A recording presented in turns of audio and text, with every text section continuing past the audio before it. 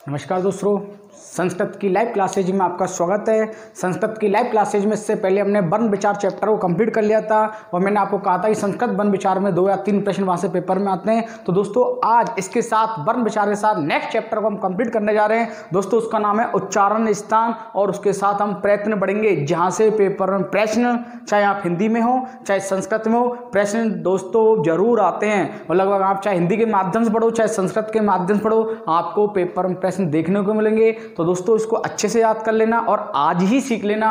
मैं आपको दावे के साथ कह रहा हूं 2 प्रश्न आपको यहां से मिलेंगे और 2 प्रश्न आपको हिंदी में मिलेंगे। तो दोस्तों आज की जो क्लास है इसका मतलब आज की क्लास में हम लोग बिल्कुल 4 क्वेश्चन कंप्लीट करने वाले हैं आज के समय में। तो दोस्तों स्टार्ट करते हैं। उच्चारण स्थान याद रखना दोस्तों, यदि आपसे प्रश्न आता है कि संस्कृत में उच्चारण स्थान कितने होते हैं या उच्चारण स्थान कति वेदः सन्ति, तो दोस्तों राइट आंसर जाएगा उसका कितना 7। कितना दोस्तों 7।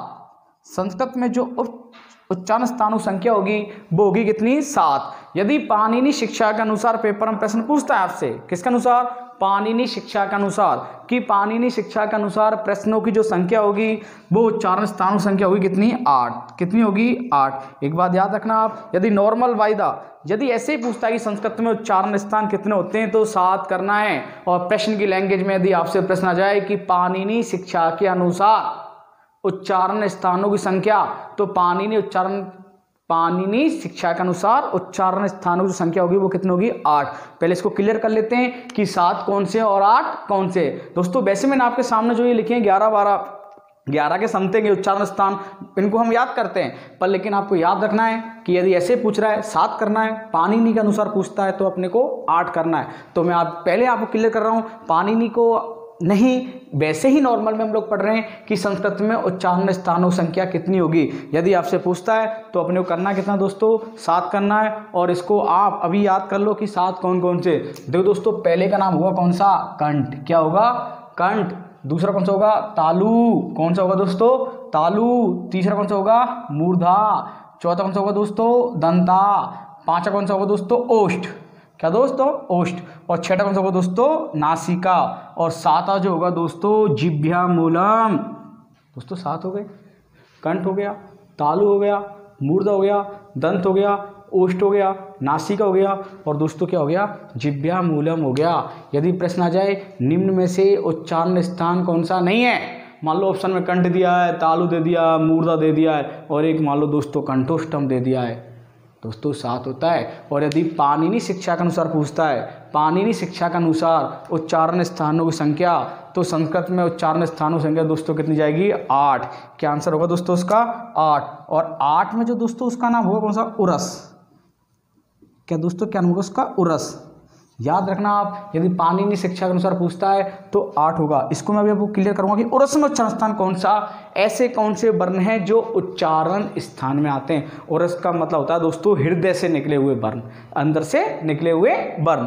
और यदि आप इसकी बात करते हो कि उरस में यदि वर्ण कौन से, मालूम कैसे चलेगा कि उरस के अंतर्गत वर्ण कौन कौन से आ रहे हैं, तो दोस्तों सीखने का प्रयास करना। कभी आपने है पढ़ा होगा, क्या पढ़ा होगा दोस्तों, है। और है में आपने ये मिला हुआ पढ़ा होगा, ऐसे है में आपने बे पढ़ा होगा, है में आपने ले भी मिला होगा। मतलब संयुक्त व्यंजन वर्ण के साथ यदि है की स्थिति आती है, जो हृदय से निकलने वाला जो वर्ण है वो किसके अंतर्गत आएगा, उरस के अंतर्गत आएगा। और वैसे यदि आपसे पूछता है कि संस्कृत में उच्चारण स्थानों संख्या कितनी है 7 और पाणिनि शिक्षा के अनुसार पूछता है दोस्तों आपसे, अपने को क्या करनी है 8। तो दोस्तों इस चीज को हम लोग क्लियर कर लेना क्योंकि आपसे ये प्रश्न पेपर में जरूर पूछेगा। देखो यदि मैंने आपको पहले ही लिख दिया क्योंकि इसमें समय बर्बाद नहीं करना है और बहुत से लोगों को पहले से याद है, एक बार आप लोग पढ़ सकते हो। अकु है विसर्जनीयानाम कंठ है। अकु का मतलब दोस्तों यहाँ पर ए, क्या दोस्तों ए, और ए के साथ दोस्तों क्या जाएगा आ। और कै का मतलब दोस्तों पूरा कै वर्ग। कौन सा वर्ग दोस्तों, कै वर्ग। और कै वर्ग में कितने वर्ण होते हैं दोस्तों 5। वर्ग कितने होते हैं 5 और प्रत्येक वर्ग में 5-5 वर्ण होते हैं जो 25 वर्ण कहलाते हैं। और 25 वर्ण दोस्तों क्या कहलाते हैं, स्पर्श वर्ण कहलाते हैं। क्या कहलाते हैं, स्पर्श वर्ण। तो अकु है विसर्जनीयानाम कंठ है। ए का मतलब दोस्तों ए हो गया और ए का मतलब छोटा ए भी आएगा और क्या आएगा, बड़ा भी आएगा। और कै का मतलब दोस्तों क्या हो गया यहाँ पर क वर्ग हो गया। क्या हो गया दोस्तों? क वर्ग हो गया। और है का मतलब दोस्तों ये हरण वाला है। और दोस्तों विसर्ज, विसर्जनीय नाम दोस्तों क्या? विसर्ग। तो ए आ पूरा क वर्ग। कौन सा वर्ग दोस्तों? क वर्ग। क वर्ग में कुल कितने वर्ण कहलाएंगे? 5 वर्ण कहलाएंगे। है भी आएगा और विसर्ग आएगा। दोस्तों प्रश्न आ सकता है निम्न में से कंठ में बोले जाने वाला वर्ण कौन सा नहीं है? तो बिल्कुल आप लोगों को करना है। यदि क किसका उच्चारण स्थान है? कंठ का। ग किसका है? कंठ का। दूसरा पढ़ने जा रहे हैं हम इच्छुषानाम तालु। ई का मतलब दोस्तों ई, और साथ में दोस्तों कौन सी बड़ी ई भी आएगी। और च का मतलब दोस्तों कौन सा वर्ण? च वर्ग। कौन सा वर्ग दोस्तों? च। और च वर्ग में दोस्तों कौन सा, कितने वर्ण आएंगे? 5 वर्ण। 5 वर्ण 1 2 3 4 5 जो च वर्ग में बोले जाने वाले जो वर्ण हैं वो किसके अंतर्गत आएंगे? तालु के अंतर्गत। और दोस्तों साथ में ये यतीस आएगा और दोस्तों शंकर वाला से आएगा।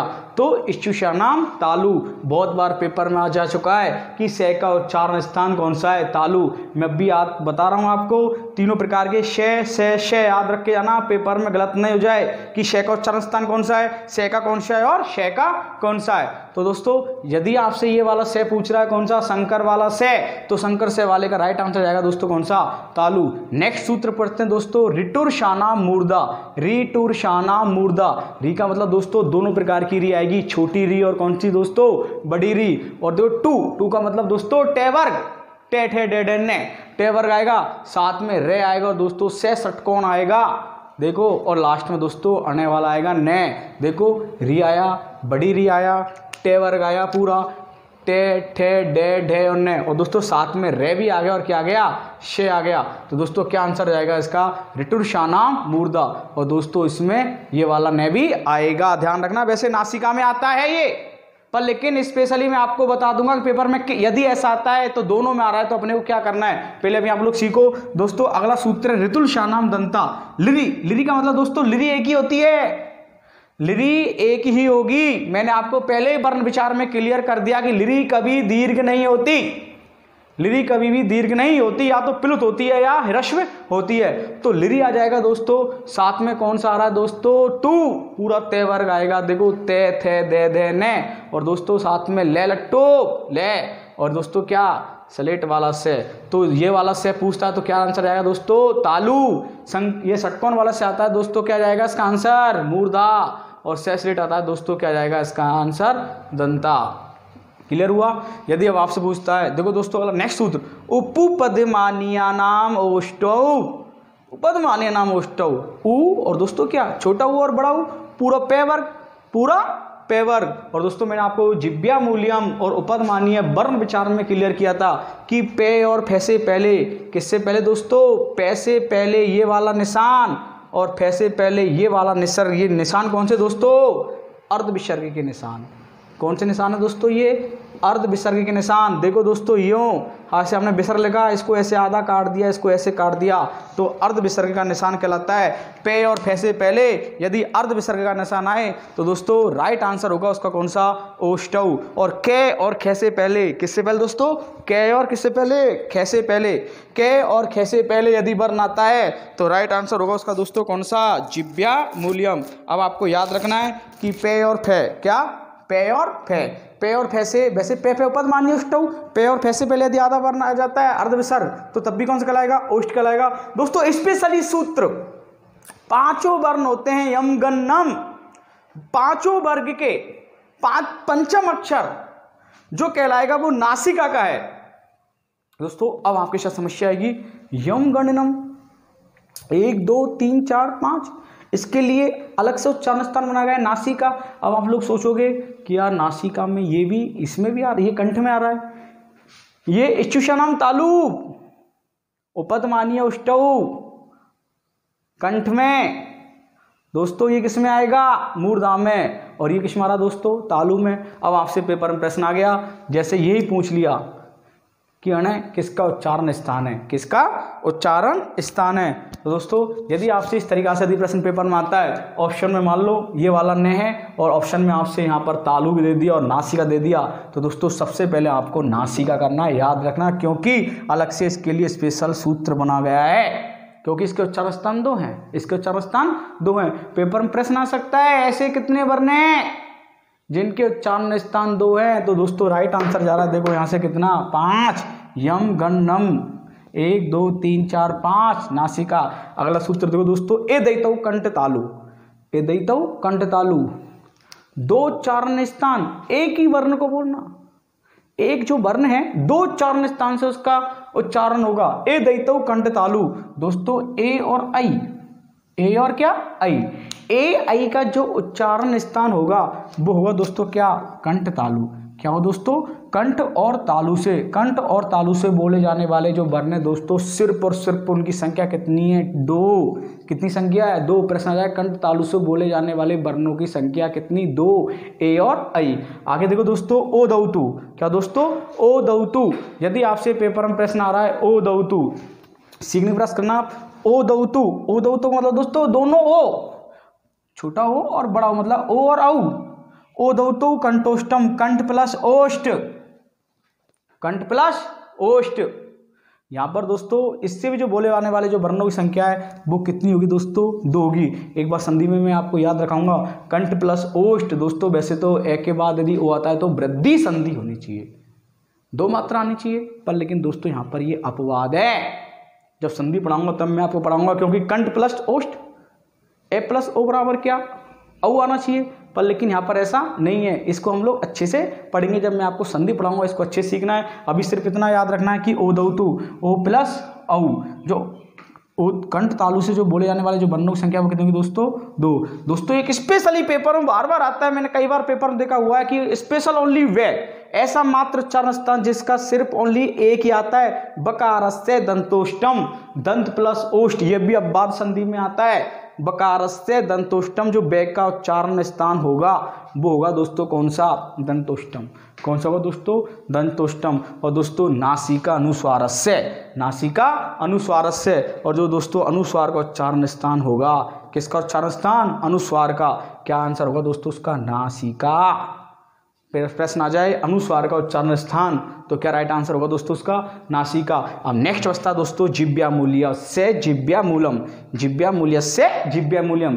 के और खे से पहले, किससे पहले, कैसे पहले और कैसे पहले यदि अर्ध विसर्ग के निशान आ जाए तो दोस्तों राइट आंसर होगा उसका कौन सा, जिह्वामूल्यम। यदि पे और कैसे पूछे तो ओष्ठ, के और कैसे पूछे तो दोस्तों क्या आएगा उसका, जिह्वामूल्यम। तो दोस्तों याद रखना संस्कृत में उच्चारण स्थानों संख्या कितनी होती है, 7 होती है। ये तो डबल डबल उच्चारण स्थान है।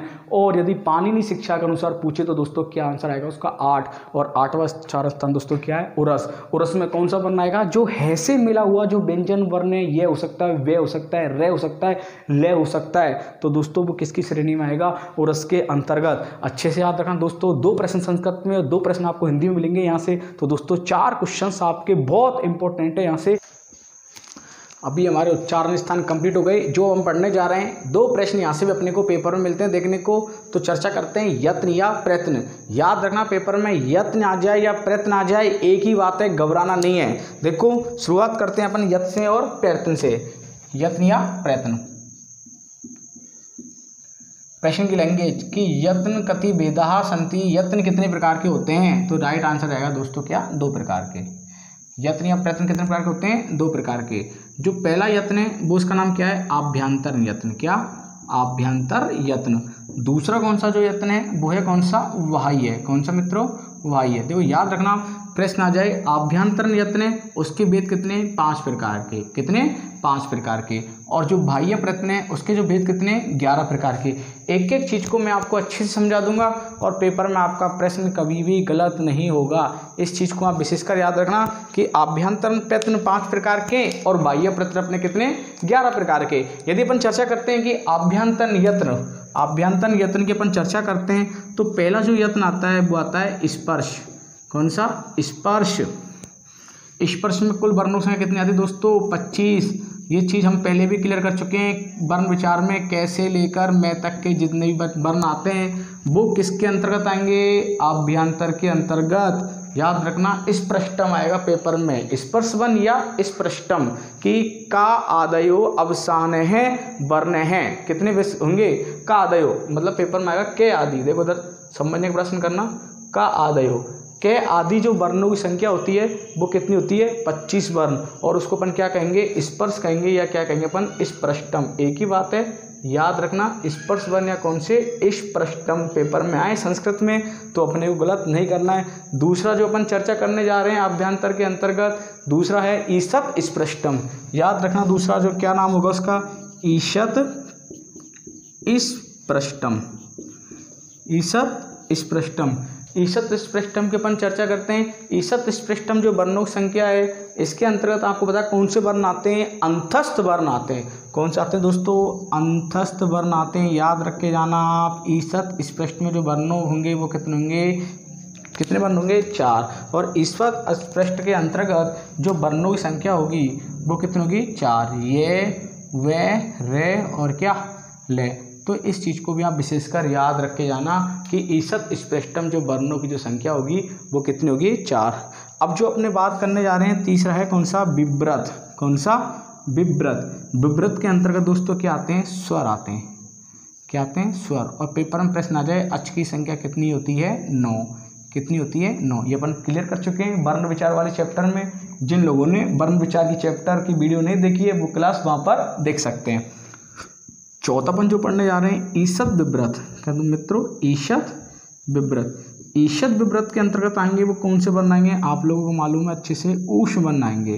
कौन से वर्ण आएंगे, ऊष्म वर्ण। ऊष्म वर्ण में भी कौन से आएंगे, शे, शे, शे और क्या है, मतलब कुल वर्ण कितने होंगे, 4। एक आप लोगों ने नाम सुन रखा होगा इसके अंतर्गत संवृत। कौन सुन रखा होगा दोस्तों, संवृत। संवृत के अंतर्गत सिर्फ ओनली ए आता है। अब देखो आप प्रश्न पेपर में संवृत और विव्रत दोनों में आ रहा है, तो पेपर में यदि प्रश्न की लैंग्वेज आएगी तो आपको किस आधार पर करना पड़ेगा, ये तो बिल्कुल एकदम इजी है। स्पृष्टम वर्णम, कौन से, स्पर्श वर्ण या स्पृष्टम वर्ण कैसे लेकर मैं तक के वर्ण।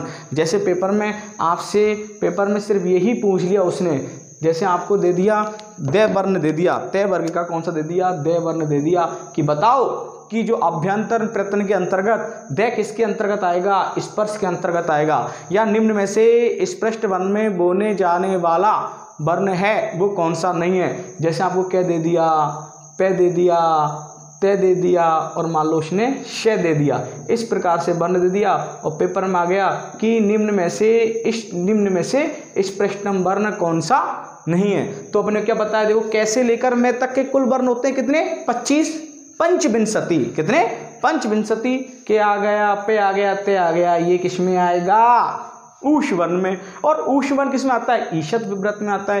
किस में आता है, ईषत विव्रत में आता है। अब आगे देखो ईषत विव्रत अर्थात पेपर में ऐसे भी आ सकता है कि अंतस्थ वर्णों को, देखो प्रश्न के समझना आप, कि अंतस्थ वर्णों को, इनको अंतस्थ वर्णों को हम लोग किस नाम से भी जानते, तो राइट आंसर आएगा उसका क्या, ईषत स्पृष्टम। अर्थात अंतस्थ वर्ण को हम लोग क्या, ईषत स्पृष्ट के नाम से भी जानते हैं। अर्थात इसमें कुल जो वर्णों की संख्या होगी वो कितनी होगी, 4। ये, वे, रे और क्या ले। दोस्तों पेपर में प्रश्न आपसे ऐसे भी आ सकता है कि ये वर्ण है, देखो प्रश्न की लैंग्वेज आपसे ऐसे भी आ सकती है कि ये वर्ण है। तो दोस्तों इसमें ऐसे भी आ सकता है, जैसे ऑप्शन दे दिया उसने अंतस्थ वर्ण, क्या दे दिया, अंतस्थ वर्ण दे दिया, और एक दे दिया आपको उसने क्या, ईषत, क्या दे दिया उसने, ईषत स्पृष्टम वर्ण दे दिया, ईषत स्पृष्टम वर्ण दे दिया। तो देखो ये इसमें भी आता है, ये इसमें भी आता है। तो तीसरा जो ऑप्शन आएगा पेपर में वो आएगा आपके सामने उभयो। क्या आएगा, उभयो, अर्थात दोनों। देखो अंतस्थ वर्ण को ही हम लोग क्या कहते हैं, ईषत स्पृष्ट कहते हैं, और इसमें कुल वर्णों की जो संख्या होती है वो दोस्तों कितनी होती है, 4।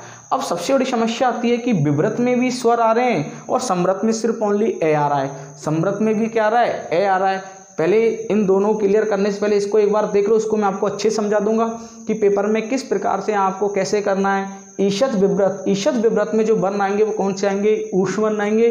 ऊष्म वर्ण में भी कौन से आएंगे, शे, शे, शे, है। अर्थात वही स्थिति आ जाएगी जैसे पेपर में आ गया शे, कौन सा, शे है, तो इसका राइट आंसर जाएगा कौन सा, ऊष्म वर्ण। और एक जाएगा मित्रों कौन सा, ईषत विव्रत। अर्थात दोनों की स्थिति बिल्कुल सेम होती है। ऑप्शन में यदि तीसरा ऑप्शन आएगा तो क्या मिलेगा अपने को, उभयो मिलेगा। क्या मिलेगा, उभयो मिलेगा। ऊष्म वर्ण भी कहलाता है और क्या कहलाता है, ईषत विव्रत वर्ण भी कहलाता है। तो दोस्तों ऐसे प्रश्नों को अपने को गलत नहीं करना है, बिल्कुल अच्छे सीख के जाना है। अब अपन चर्चा करते हैं किसकी, विव्रत की और किसकी दोस्तों, संव्रत की, क्योंकि आप लोगों के दिमाग में यही चीज़ आ रही होगी कि यार ऊष्म संव्रत वर्ण में भी ए आ रहा है, विव्रत में भी ए आ रहा है। अब देखो आप लोग प्रश्न को समझना कि जैसे पेपर में दे दिया ए है, क्या ए है, ठीक है ना।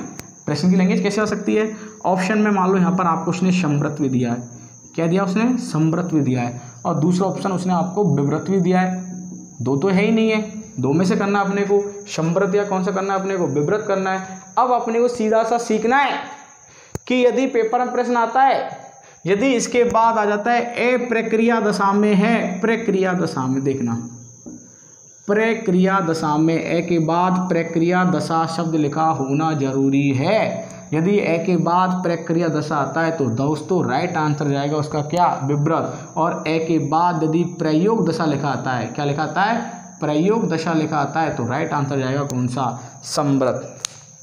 वैसे तो आ ई उ सिर्फ ए एक ही वर्ण तो है, सिर्फ ओनली कौन सा, एक ए वर्णी तो है, बाकी का थोड़ी है। तो ये चीज़ आप लोग बिल्कुल समझ सकते हो कि यदि ए है, प्रक्रिया आ रहा है तो विव्रत लगाओ, और प्रयोग आ रहा है तो संव्रत लगाओ। बाकी के जो विव्रत में सभी स्वर हैं, अब आप संव्रत में सिर्फ ओनली एक ही वर्ण आएगा, अभी कह रहा हूँ आपको ए आएगा, और ए के बाद प्रयोग दशा लिखा हुआ आएगा पेपर में आपके में। ये चीज़ आप लोग ध्यान रखना। पेपर मान लो आपसे उसने डायरेक्ट ऐसे पूछ लिया आपसे कि ऊ है, देखो दोस्तों क्या ऊ है, तो ऊ किस में आ जाएगा, विव्रत में। किस में आ जाएगा, ऊ विव्रत में आ जाएगा। ऊ की यदि लैंग्वेज पूछे तो क्या करना है, विव्रत करना है। देखो ऊ की चर्चा कर रहे थे, ऊ आ रहा है किसमें, विव्रत में। अब आप लोग सोचोगे संव्रत में, एक बात याद रख लेना, संव्रत में सिर्फ और सिर्फ ओनली एक ही वर्ण आएगा, उस वर्ण का नाम है क्या, ए। और ए के साथ यदि प्रयोग दशा शब्द लिखा हो पेपर में तो ही अपने को करना है क्या, संव्रत। अब दोस्तों अब आप लोगों के दिमाग में जब पेपर में आप लोग बैठोगे, मान लो पेपर में प्रश्न आ गया, तो आप लोग वहाँ पर दुश्चिंता का शिकार होगे। मनोविज्ञान में दुश्चिंता मालूम है आपको क्या कहते हैं, कोई विषय वस्तु अपने को याद है, अब वो अपने को पेपर में नहीं मिल रही है, पेपर में अपने को नहीं मिल रही है, तो अपने को अब कैसे याद ही नहीं आ रहा है। तो दोस्तों इस चीज़ को मैं आपको अभी क्लियर कर देता हूँ कि कैसे याद करके जाना, एक छोटी सी ट्रिक के माध्यम से, एक छोटी सी ट्रिक के माध्यम से इसको याद रख के जाएंगे। देखो ए के साथ आया क्या, प्रयोग दशा, ए के साथ क्या आया, प्रयोग दशा, ए के साथ क्या आई, प्रक्रिया दशा, क्या आई, प्रक्रिया दशा।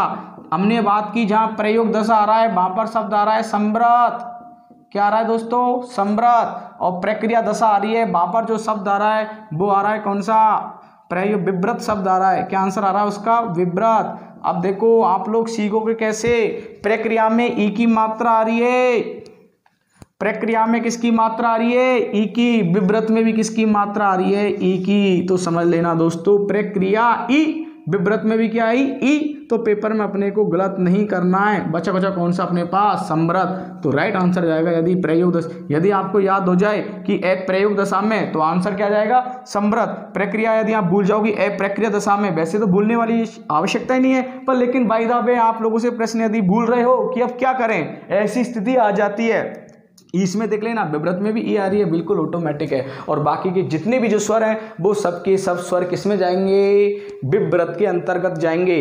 कैसे लेकर मैं तक के वर्ण किस में जाएंगे, स्पष्ट वर्ण में जाएंगे, 25 वर्ण कहलाएंगे। ईसत स्पष्ट में वर्ण को जो संख्या होगी वो कौन से कहलाएगी, ये वे रेले कहलाएंगे।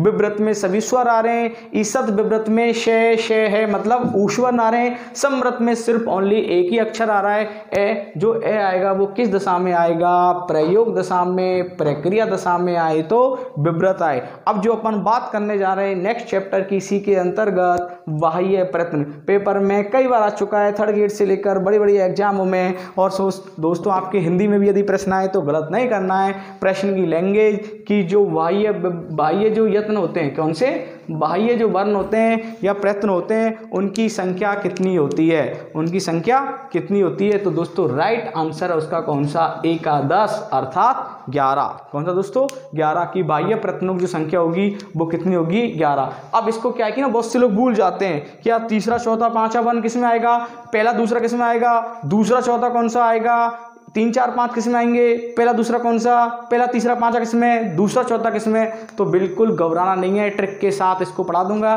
बिल्कुल आपको पेपर में करना है, सीखना है, समझना है। बाह्य प्रयत्नों की संख्या कितनी हो जाएगी, 11। कौन सी हो जाएगी, 11 हो जाएगी। अब जो मैं आपसे चर्चा करने जा रहा हूं, सबसे पहले एक ट्रिक याद रखना आप, अविश्वास। क्या याद रखोगे आप लोग, देखो साइड में एक अपनी कॉपी में नोट में कर लेना, नोटबुक में नोट कर लेना, अविश्वास। तो दोस्तों अविश्वास देखो समझने का प्रयास करना कि 11 पॉइंटों को हमने एक ग्रुप बना रहे हैं। अविश्वास याद रखना, ए का मतलब आपको क्या करना है, बी को मतलब क्या करना है, श्वास का मतलब हमको क्या करना है। अविश्वास की अपन बात कर रहे हैं तो अविश्वास में क्या आएगा, ए का मतलब अघोष, ए का मतलब क्या आएगा, अघोष। देखो पहला। दूसरा अपन चर्चा कर रहे हैं, बी का मतलब व्यवहार, बी का मतलब कौन सा दोस्तों, व्यवहार। और शे अपने पास बचा दोस्तों कौन सा, श्वास। कौन सा वर्ण, श्वास। तो अविश्वास क्लियर, ए का मतलब अघोष, बी का मतलब व्यवहार और श्वास का मतलब श्वास। तो कुल कितने वर्ण हुए अपने पास, ये 3 हो गए। 11 में से कुल कितनों की चर्चा हो गई, 3 की हो गई। अब इसमें सबसे इंपॉर्टेंट जो प्रश्न आता है पेपर में, प्रश्न जरूरी नहीं है कि तीनों को पूछे, पेपर में आपसे किसी शब्द का भी नाम दे दे, अघोष का नाम दे दिया, व्यवहार का नाम दे दिया, श्वास का नाम दे दिया। तो दोस्तों इन तीनों के अंतर्गत वर्णों की जो संख्या होगी वो कुल कितनी होगी, 13। कितनी होगी, 13। अर्थात राइट आंसर होगा इसका त्रयोदश। कितना होगा, 13 देखो 3 का जैसा निशान आ रहा है, समझ लेना 3 जैसा निशान आ रहा है ए में। तो अविश्वास, अघोष, व्यवहार और क्या, श्वास। कुल वर्णों की संख्या कितनी हो जाएगी, त्रयोदश। अब इसको कैसे याद रखेंगे, जब हमने अविश्वास वर्ण किया तो इसमें वर्ग का पहला और दूसरा वर्ण आएगा, ध्यान रखना। वर्ग का कौन सा अक्षर आएगा, पहला और दूसरा। तो कुल वर्ण कितने हो गए, वर्ग कितने होते हैं अपने पास, 5।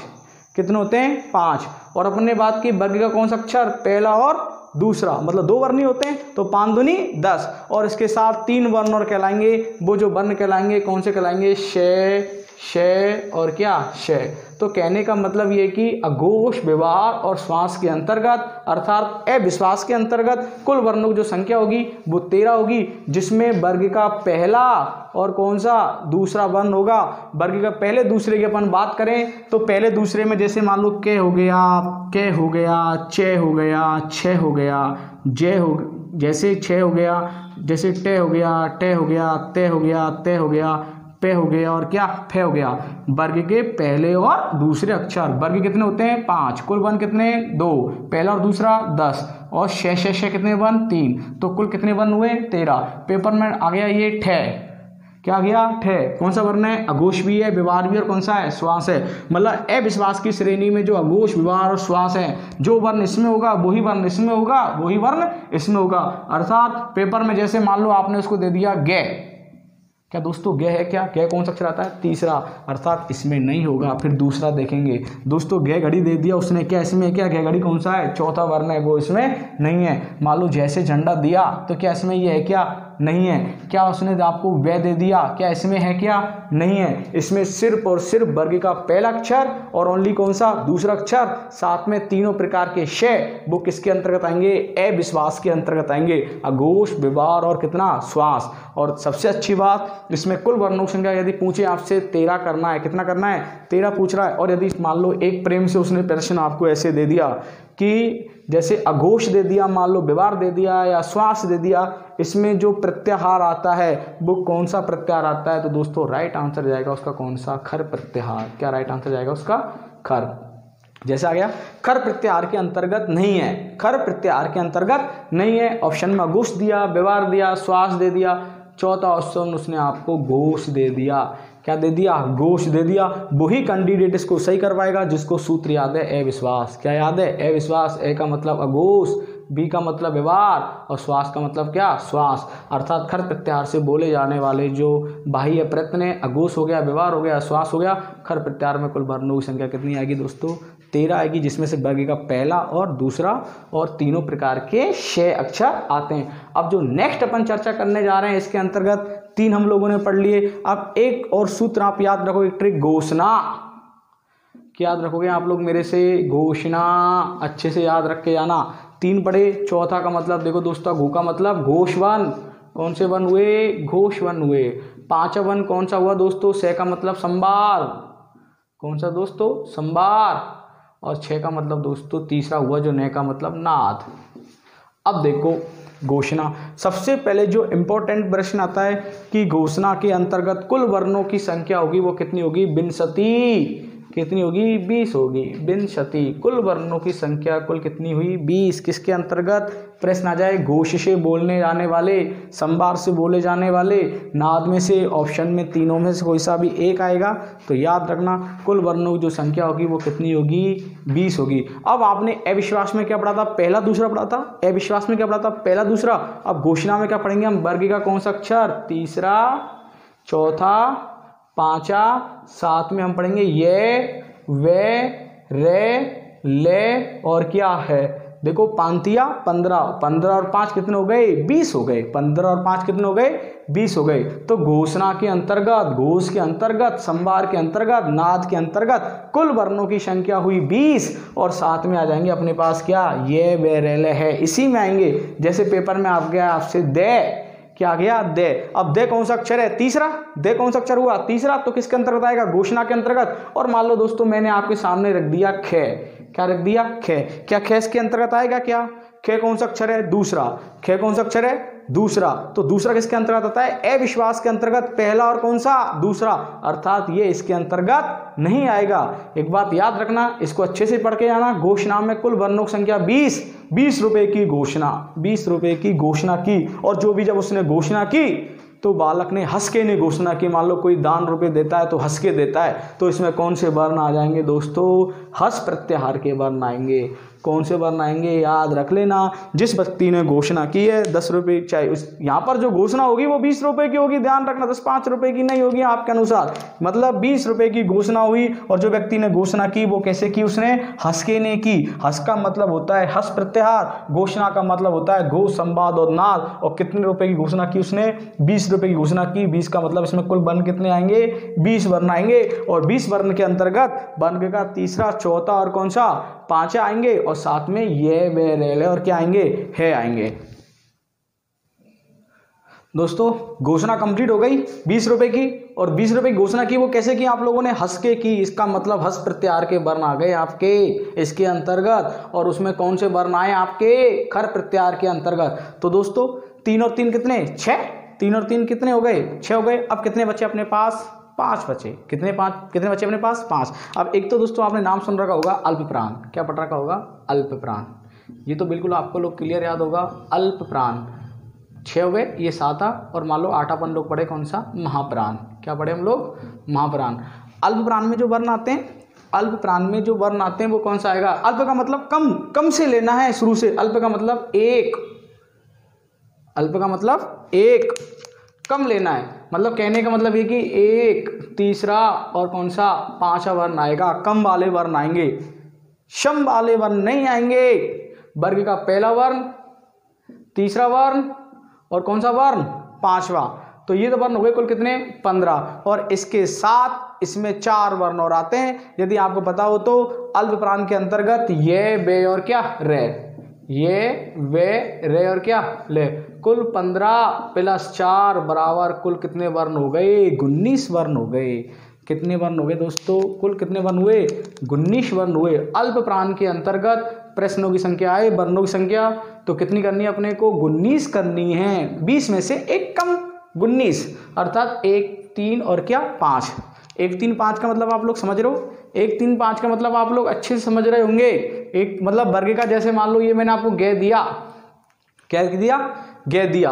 तो ये कौन सा अक्षर है? तीसरा। किसके अंतर्गत आएगा? अल्पप्राण के अंतर्गत। अब आपका दिमाग दौड़ेगा कि यार अभी सर ने हमको उसमें बताया तीसरा, चौथा, 5वां किस में आता है? घोषणा में आता है। दोस्तों ऑप्शन में आपको एक ही मिलेगा। और मान लो ऑप्शन में 2 मिल जाएंगे तो तीसरा ऑप्शन आपको मिलेगा उभयो, उपरोक्त दोनों। उपरोक्त दोनों मिलेगा आपके लिए। तो ये चीज़ आपको क्लियर करना चाहिए। जैसे मान लो पेपर में आ गया कै, एक प्रश्न में आपको अच्छे से रखना हूँ। अब देखो आपकी क्या समस्या उत्पन्न होगी? समस्या उत्पन्न नहीं करनी है। कै किसका है? कै किस प्रश्न में आता है? अब देखो एक तो यदि अपन बात करें अल्पप्राण की, तो अल्पप्राण में क्या स्पष्ट वर्ण में भी आ रहा है, या तो ऑप्शन में एक ही आएगा।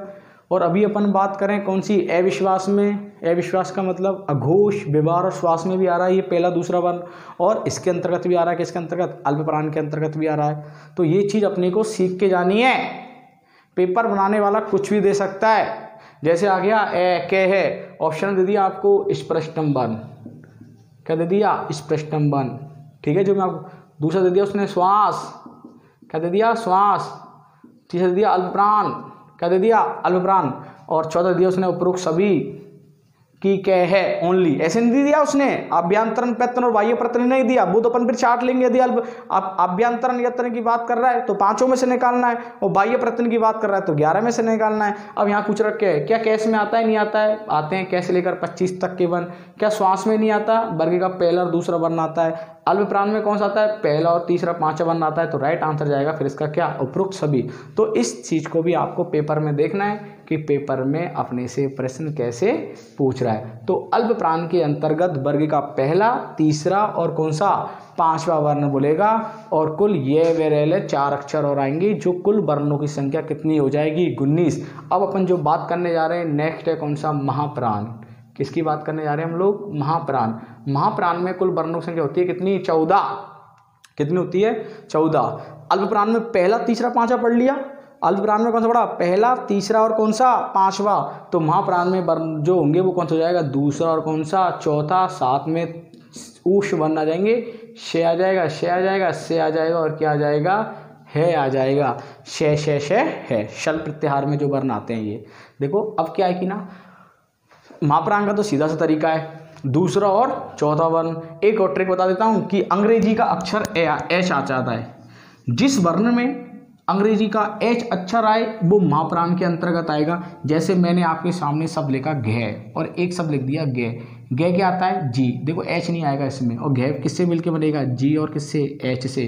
तो कहने का मतलब जिस ध्वनि में अंग्रेजी वर्णमाला की एच ध्वनि निकले वो किसके अंतर्गत आएगा, महाप्राण के अंतर्गत। देखो H H H H H H, बस ये अलग ही आ रहा है से, इसको ध्यान रख लेना, क्योंकि अपन बीच में इसको छोड़ ही नहीं सकते, इसको अपन बीच में छोड़ ही नहीं सकते से को। तो जैसे आप लोगों के सामने मैंने एक शब्द रखा, थोड़ा सा अपने को इधर ध्यान दीजिए आप लोग कि महाप्राण के अंतर्गत, जैसे मैंने आपके सामने क्या लिखा, क्या लिखा, क्या लिखा मैंने आपके सामने, क्या लिखा। क्या में क्या आता है, के आता है। वैसे तो देखो सीधा तरीका दूसरा और चौथा याद रखो, बस इसके ज़्यादा कोई अच्छा कोई ट्रिक नहीं है, पर फिर भी आप लोगों को और भी अच्छा कंफर्म करना है। जैसे मैंने आपके सामने यहाँ पर खे लिख दिया, खे किससे बनता है, के एच से। तो जिसमें एच की ध्वनि आती है वो कौन से अंतर्गत आएगा, महाप्राण के अंदर। जैसे तय की बात करिए, तय किससे बनता है, टी से। और थे की अपन बात करें तो थे में क्या आता है, टी और एच आता है। तो जिसमें एच आ जाए, जैसे घे, अपन ने घे की बात कर रहे हैं तो क्या हो गया, जी है। जिसमें एच आ जाए वो वर्ण किसके अंतर्गत आएगा, महाप्राण के अंतर्गत आएगा। और महाप्राण वर्णों की कुल संख्या कितनी होगी, 14। कितनी होगी, 14 होगी। जिसमें वर्ग का दूसरा और कौन सा, चौथा वर्ण आएगा तो वो कहलाएगा कौन सा, महाप्राण। साथ में शे और क्या, है आएंगे। तो ये चीज़ भी ध्यान रख लेना। 8 वर्ण हो गए। अब अपना एक जो ग्रुप बनता है उस ग्रुप का नाम है उदात्त, अनुदात्त, स्वरित। देखो दोस्तों, उदात्त, अनुदात्त और क्या, स्वरित। इन तीनों के अंतर्गत उदात्त, अनुदात्त और क्या, स्वरित, इन तीनों के अंतर्गत क्या आते हैं, स्वर आते हैं, अर्थात कुल अचवर्ण कहलाते हैं। ठीक है ना, स्वरों को हम लोग क्या कहते हैं, अचाते हैं। उदात्त का मतलब होता है ऊंची आवाज से बोले जाने वाले वर्ण। उदात्त का मतलब जैसे अब इसमें क्या आएगा, आ जाएगा, क्या आ जाएगा, आ गया, बड़ी आ गया, बड़ा ऊ आ गया, ए आ गया, आई आ गया, औ आ गया। ऊंची आवाज से बोले जाने वाले वर्ण क्या कहलाएंगे, उदात्त वर्ण कहलाएंगे। अनुदात्त के अंतर्गत क्या आएगा, छोटी आवाज, कम ध्वनि से बोले जाने वाले जो वर्ण है, जैसे ए हो गया, ई हो गया, ऊ हो गया, छोटे वर्ण, लघु वर्ण, ह्रस्व वर्ण।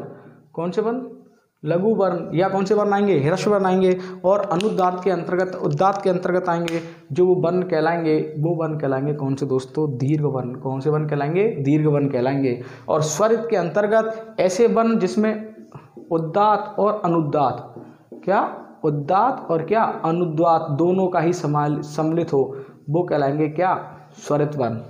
अब देखो समस्या क्या उत्पन्न होगी आपके सामने ये तो बिल्कुल कन्फर्म है कि आ ई ए ऐ ओ आ गया, उदात्त के अंतर्गत आ रहा है, कर देंगे। अनुदात्त में भी आ रहा है क्या, ए ई उ, ये भी कर देंगे। पर स्वरित का पेपर में कैसे आएगा, इस चीज़ को मैं आपके सामने क्लियर कर देता हूँ। आपको पेपर में प्रश्न गलत नहीं करना है, तीनों चीज़ों को मैं कन्फर्म कर रहा हूँ, उदाहरण के माध्यम से आए। मान लो कोई वर्ण दे दिया, उदात्त में करना है, अनुदात्त में करना है, स्वरित में करना है। देखो अब आप लोग, पेपर में आया आ, पेपर में क्या आया, आ गया ऑटोमेटिक। पेपर में आ जाए आपसे कि आ किस में आएगा, ऊंची आवाज से बोले जाने वाला वर्ण है, तो बिल्कुल हम लोग प्रेम से कर सकते हैं क्या, उदात्त। ए आ गया अनुदात्त। अब मान लो हमको स्वरित में क्या करना है, पेपर में प्रश्न कैसे करेंगे हम लोग स्वरित का, यदि उदाहरण पेपर में आता है। वैसे तो स्वरूप ऑप्शन में ये आएगा कि स्वर जो है वो किस प्रयत्न से बोलते हैं, उदात्त, अनुदात्त, स्वरित, उपरोक्त सभी। तो क्या ऑप्शन आ जाएगा, उपरोक्त सभी। बाय द वे किसी वर्ण का उसने पेपर में देखे नहीं, आपसे पूछ लिया, पर्टिकुलर कोई वर्ण दे दिया स्वरों में से, तो पेपर में आप लोग कैसे करोगे, तो वो चीज़ अब आप लोग सीख के जाओ।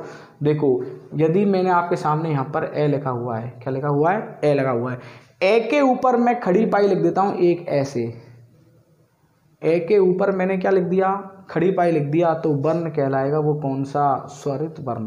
क्या कहलाएगा, स्वरित वर्ण कहलाएगा। और यदि मैं आपसे पेपर में ए के बाद यदि जो ये ए लिखा हुआ है, क्या लिखा हुआ है, ए, और इसके नीचे मैं आपके सामने एक आड़ी लाइन लिख देता हूँ। देखो ये खड़ी पाई आएगी, ए के ऊपर यदि खड़ी पाई आता है तो वो कहलाएगा कौन सा, स्वरित वर्ण। और ए के नीचे यदि ये आड़ी लाइन आ जाती है तो वो कहलाएगा कौन सा, अनुदात्त वर्ण कहलाएगा। अर्थात दोस्तों सीधी सी बात ये कि जो ये लाइन है स्वरित के अंतर्गत भी आती है, अनुदात्त के अंतर्गत आती है। स्वरित में सिर्फ ऊपर आता है, जैसे मैंने आपके सामने लिख दिया अब आ, क्या लिख दिया, आ लिख दिया।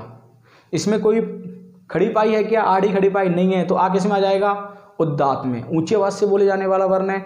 यदि हाँ दोस्तों, यदि इसके ऊपर ऐसा एक आई का निशान आ जाता है, खड़ी पाई आ जाती है, तो वर्ण कहलाएगा कौन सा, स्वरित वर्ण कहलाएगा। जैसे दोस्तों ऊ इस समय उदात्त है, ऊंची आवाज से बोले जाने वाला वर्ण, यदि इसके ऊपर मैंने आई का निशान लगा दिया तो वो कहलाएगा कौन सा, स्वरित कहलाएगा। दोस्तों ई इस समय अनुदात्त है, पर लेकिन इसके नीचे यदि ऐसे खड़ी आड़ी लाइन आती है तो ध्यान रखना, आड़ी लाइन किस में आएगी, हमेशा अनुदात्त का मतलब होता है नीचे, वर्ण के नीचे आड़ी लाइन आना, और स्वरित के अंतर्गत होता है वर्ण के ऊपर खड़ी लाइन आना, खड़ी पाई आना या खड़ी लाइन आना। अब ये ई है, इसी ई को मैं मान लो पेपर में ऐसे आ गया, देखो नीचे आया अनुदात्त, नीचे का मतलब अनुदात्त, और ई के मतलब ऊपर आई की मात्रा आई, तो कहलाएगा कौन सा दोस्तों, स्वरित वर्ण कहलाएगा। क्या कहलाएगा, स्वरित वर्ण कहलाएगा। जैसे मैंने आपके सामने पेपर में एक और उदाहरण पूछ रहा हूँ आपसे कि आपको पेपर में इसको कैसे करना है। पेपर में यदि जैसे उसने दे दिया आपको री दे दिया, क्या दे दिया दोस्तों, अब आपके पेपर में उसने री दिया हुआ है, क्या दिया है, री दिया हुआ है। री क्या इस समय छोटी है, मान लो इसको यदि वो ऐसे कर देता है, एक और री बना देता है बड़ी री, तो बड़ी री तो इस समय क्या है कि ना, उदात्त के अंतर्गत आएगी। बड़ी स्वर से बोले जाने वाला वर्ण री क्या है कि ना, इस समय उदात्त है। यदि इसी के अंतर्गत उसने ऐसा आई दे दिया, आई का मतलब हो गया दोस्तों कौन सा, स्वरित, और एक छोटा री दे दिया और इसके नीचे उसने खड़ी पाई दे दिया, तो दोस्तों वर्ण हो गया कौन सा, अनुदात्त। दोस्तों समझ गए होंगे आप, उदात्त, अनुदात्त, स्वरित के अंतर्गत स्वर तो आते ही हैं, पर लेकिन पर्टिकुलर किसी वर्ण का नाम दे दिया, किसी शब्द का नाम दे दिया, तो अपने को याद रख के जाना है, स्वरित आएगा या अनुदात्त आएगा। एक छोटी सी सारणी के माध्यम से इस चैप्टर को मैं आपको और क्लियर कर देता हूँ। थोड़ा सा आप लोग भ्रमित मत होना, नोट कर लेना, कॉपी में लिख भी लो आप लोग साथ में। देखो कभी अभी भूल जाते हैं, सिर्फ आभ्यंतरण प्रयत्न तो आपके कंप्लीट है, कोई समस्या नहीं है, सिर्फ बाह्य प्रयत्न में आपको दिक्कत आ रही है, दिक्कत नहीं आना चाहिए। बाह्य प्रयत्न, क्या बाह्य प्रयत्न कुल कितने होते हैं, 11 होते हैं। कुल कितने होते हैं दोस्तों, 11 होते हैं। तो इस चीज़ को मैं आपको अभी एक बार और क्लियर कर देता हूँ एक सारणी के माध्यम से। आप लोग भी साथ में के साथ कमेंट बॉक्स में जवाब देते जाइए कि बाह्य प्रयत्नों की संख्या कितनी होती है, 11। देखो पहले याद क्या रखना है अपने को, अविश्वास याद रखना है। क्या याद रखेंगे हम लोग, अविश्वास। ए का मतलब अघोष, ए का मतलब दोस्तों क्या, अघोष। बी का मतलब विवाद, और दोस्तों श्वास का बचा जो लास्ट में क्या, श्वास। कुल वर्णों की संख्या कितनी, 3 का निशान लग रहा है तो 13। कुल वर्णों की संख्या कुल कितनी, 13। एक छोटे से ट्रिक के माध्यम से भी याद रख सकते हैं इसको कि अविश्वास 1 2 3। कुल वर्णों की संख्या कितनी, 13। पेपर में प्रश्न आ जाए इसमें वर्णों का जो वर्ण आएगा वो कौन सा कहलाएगा, वर्ग का कौन सा अक्षर, एक तो वर्ग का पहला अक्षर और कौन सा, दूसरा वर्ण। अब कुल वर्ग कितने होते हैं, 5। 5 × 2 बराबर कुल वर्ण कितने हो गए, 10। इसके साथ अपने को क्या लगाना है, 3 प्रकार के शय आ जाएंगे, शय और क्या, से। तो 10 और 3 बराबर कुल वर्ण कितने हो गए अपने पास, 13।